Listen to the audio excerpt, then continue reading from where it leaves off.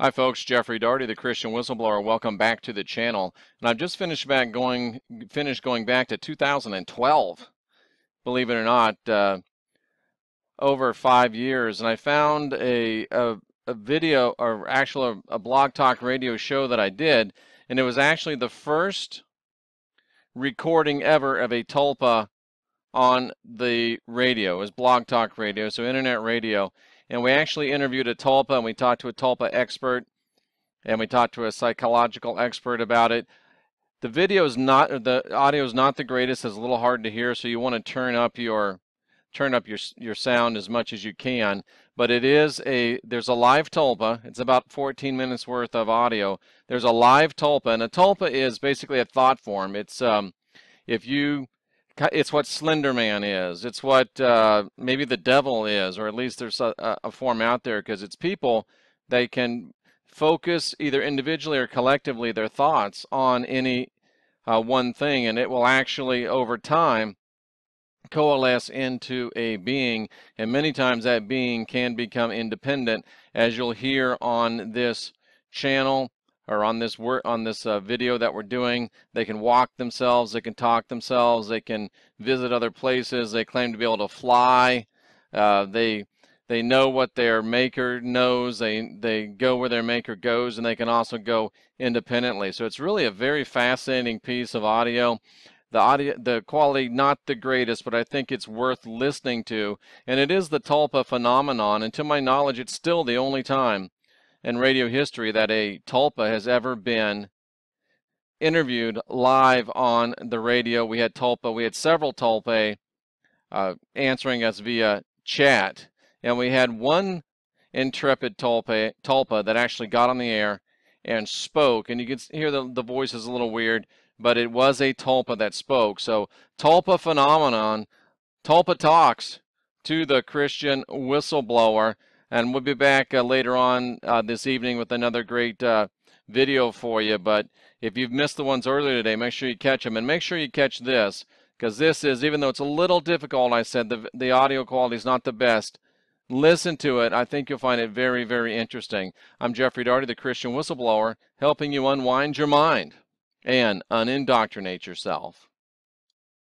Let me ask a question of our tulpa guest again, if I could, and if you please feel free to chime in. And we're having a fascinating discussion tonight on the NCK and Friends program. We've probably had more friends tonight than ever, and we're very excited. We're talking with Plebe, who's the founder of Tulpa.info. Some of his friends, some of his human friends, and also some of his tulpa friends are with us tonight, and they're being, most gracious, and I appreciate they're allowing me to ask them silly questions and to give us great answers, and we're really, really enjoying this show, and we are almost out of time. Let me ask this: is there a issue of proximity? Meaning, does a tulpa have to hang out in the same, general geographical location where their host is? Please, why don't you answer it and give me your thoughts on that while some of the tulpa respond? There's some interesting thoughts on that. I think, let's see here. I know a few instances of different, a certain tulpa, for instance, she has wings, and she would go out outside the person's house and go flying around. She would talk about, sitting on a cloud or flying about the neighborhood. And I know another tulpa, for instance, who I asked her, well, why don't you go outside and take a walk around the block real quick and come back in? And she was able to explain about going outside and what she saw and everything. Now, the question is, did she actually see that? Or from a psychological point of view, what I think is happening is, I think the subconscious mind is basically fabricating the world that they see when they go about. So theoretically, they can fly up into space, or they can just take a walk around the block away from their creator, but the mind kind of puts together what it thinks is around there, and that's what the tulpa would see. Gotcha. Otherwise, if I'm sitting in one corner of my room chest could go and sit in another side of my room, and I already know what's there. She knows what's there, and everything's. We actually have an article about that.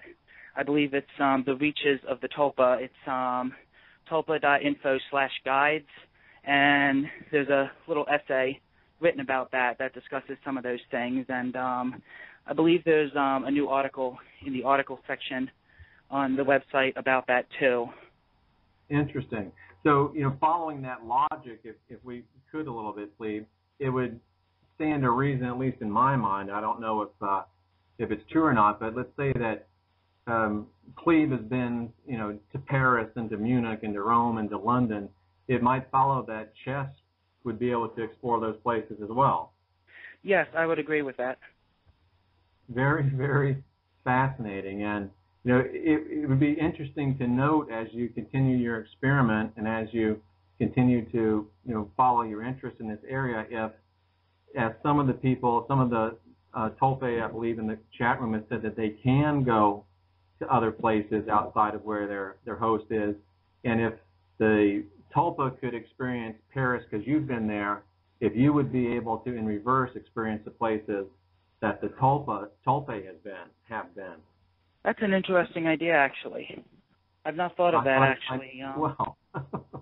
Yeah, that's a pretty interesting idea, actually, and I'm curious if somebody who might have experience, any of the guys listening out there, if any of you have tried that. Yeah, if anybody of you tried that, chime in here on the chat room. We'd be glad to talk with you about that. It certainly sounds like an interesting idea. And one person here says, I've heard of a Tulpa flying up to see space, and it was rather boring and empty. Just a lot of space in space. And Morgan says that she's willing to test it out sometime. No current experience, however. Interesting. What a fascinating time we've had. What a great subject matter this has been. Cleve, I think there's a couple of callers here. Do we want to try to take a couple of calls real quick before we wrap things up? That would be great. Okay. Now, sometimes when I do this, folks, there's a little bit of a breakdown in the software. Some people call in just to listen to the show. Other people call in and want to talk. So if I go to you and I say you're on the air, if you just want to listen to the show and don't want to talk, just tell me that real quickly, and we'll put you back on hold and you can continue to listen to the show. So some of it's not as functional as it has been. So I'm going to go to the first caller here. And again, if you want to talk, great, ask your question. And if you don't, please just let me know. And again, remember to be civil to all of our guests. Hi, this is Jeff Daugherty. You're on the air. Would you like to ask a question or make a comment? Is this me? Hello? Yeah. Oh, okay. I didn't realize I was the first caller. Yes. This is a Tesco using his Skype account. Oh, okay. And who am I speaking with? This is a Tesco using my person's Skype account. Oh, okay. Are you a Tulpa? Oh, yes. Very, it's an honor to speak with you. What have you thought of the show so far? It was informative. You could say one thing to humans that you want them to know about Tulpa, what would it be? Not really sure what to discuss. I don't talk to people much. Right. Or at least not with my voice. You're doing a remarkably good job. We appreciate it. Thank you. I'm very nervous.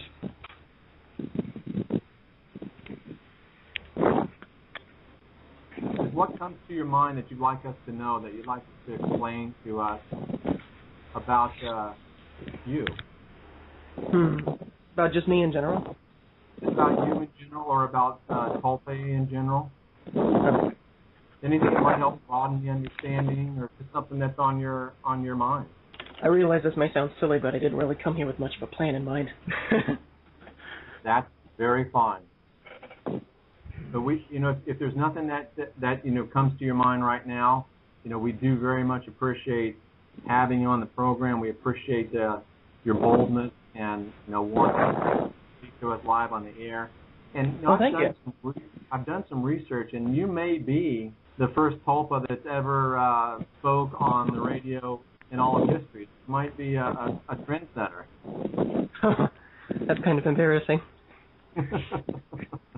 So we thank you very much for calling in, and if in fact you are the first Tulpa ever to speak on the radio, you certainly did a great job, and we look forward to speaking with you more in the future. Anything you'd like to say before I go on to the next caller?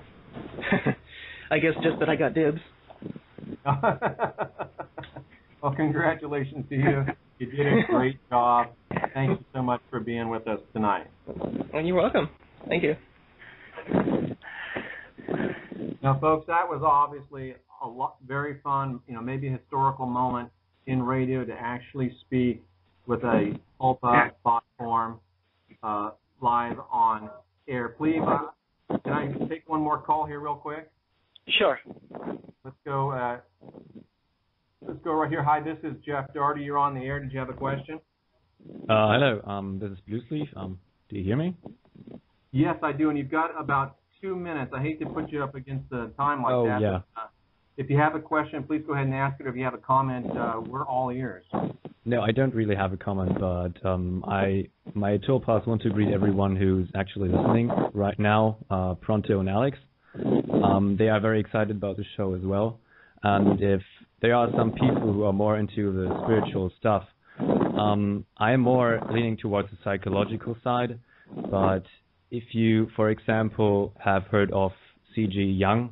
Yes, absolutely. Yes, he has done some stuff with his mind also, very similar to what we call a Tulpa. He has been talking to like thought forms and the like, and he was but I forget discovering his terminology. It slips my mind right now, but he has a name. And he was very much concentrating on those places he was visiting, and we seem to pull these Tulpas from there. We do not know if this is only part of our mind or if this is some places from the collective consciousness, but I think it might be interesting for those people who are more into the spiritual stuff.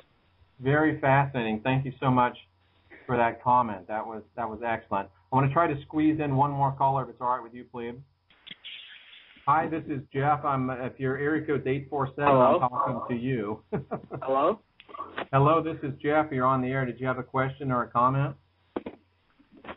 Yes. I don't know. I just feel like this all seems a little sort of sketchy. Like, will this sort of thing create like damage to my psyche or whatever? Going pretty much taking a part of my consciousness and manifesting itself into a hallucination. Will it have any effect on me? That's an excellent question. Let's talk about that a minute, please. That kind of goes back to what we were talking about, before, some of the, the wives' tales, and of course something that's brand new. There's obviously going to be some nervousness about it. And please, from my point of view, and I would certainly want to throw this back into your court because you're the expert. If you're creating a Tulpa or a thought form, and you are, projecting it yourself, and you're doing it as of your own will and volition, I don't really see any way that it could cause any psychic or other damage. Do you? Not necessarily, no. I mean, I got a little bit of an echo there.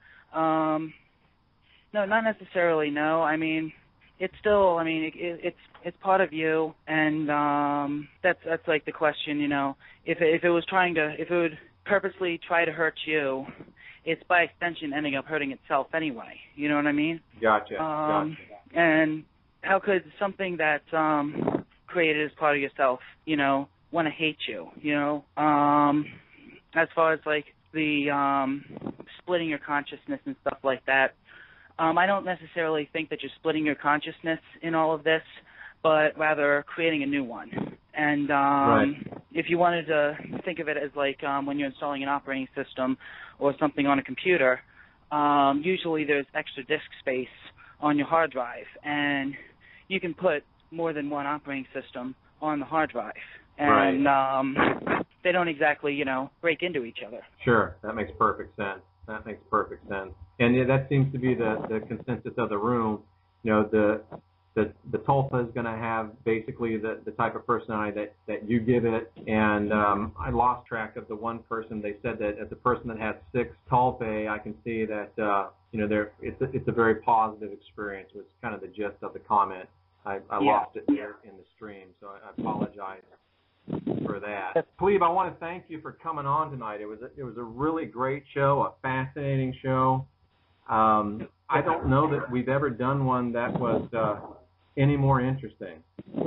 Yes, well, very nice, and I'd like to thank you for having me on as well. I'd like to give my sincere thanks to the Tulpa that were on and to those of you that spoke. Thank you so much for spending some of your time with us. We appreciate you very much, and hopefully, Plebe, we can have you on again sometime. That would be fantastic. And Thanks just one more shout out to the guys in the community, especially the different Tulpa that were excited to be on here today, and especially to ASCO with congratulations, you were the first Tulpa to ever be on the radio. And did a great job. And I really do think that that was the very first time that Thoughtform's Tulpa had ever been interviewed on the radio or on any media. And I was very, very surprised and honored to be able to actually speak with. This goes to show you, folks, there's a lot of things out here in this world that we don't understand, and that's a part of what we do here at NC Kabbalah is bring you ideas that are new, and try to expand your mind a little bit. So there's a lot of things out there that we don't know, and this should be a good encouragement to us to always be learning and to always be tolerant of people and things that we may not quite have a complete grasp on. Well, there you go, folks. The first time a Tulpa was ever interviewed on the radio. I'm giving you a little, I thought you might like a little peek behind the curtain. I'm actually recording this piece of the video while the other piece there that has the Tulpa conversation is rendering. So, and you can see we're using not the exactly high-tech equipment. That's just Microsoft Movie Maker. So as we get more donations from folks, and I believe we're going to, we'll be able to get a proper video editor, and we'll be able to improve our our product even more. The lights are fantastic. It makes for a completely different experience. We probably need a better camera because I am using the camera off my just off of my computer, and I do have a good headset, so I like the sound of that. But we'll probably eventually get a real nice microphone like some of the pros have. But that was a fascinating interview. It was an interesting interview, the very first time, and as far as I know, the only time that a Tulpa has ever been recorded live on the radio, or at least interviewed live on the radio. And I'm going to start going back into some of our old stuff, pulling out the highlights and bringing you some of this this great stuff. We don't want to just get lost in antiquity, because we had a lot of Blog Talk radio listeners, but we didn't have anything near what we have now. So we want to bring this good stuff to you folks and make it make the old new again. How about that? Well, I'm Jeffrey Daugherty, the Christian Whistleblower. It's my pleasure to bring you this kind of stuff. Let me know what you think about this. Let me know if you'd like to hear more of it. And let me know if you'd like to hear more of the old stuff as well. I'm Jeffrey Daugherty, the Christian Whistleblower, encouraging you to unwind your mind and unindoctrinate yourself.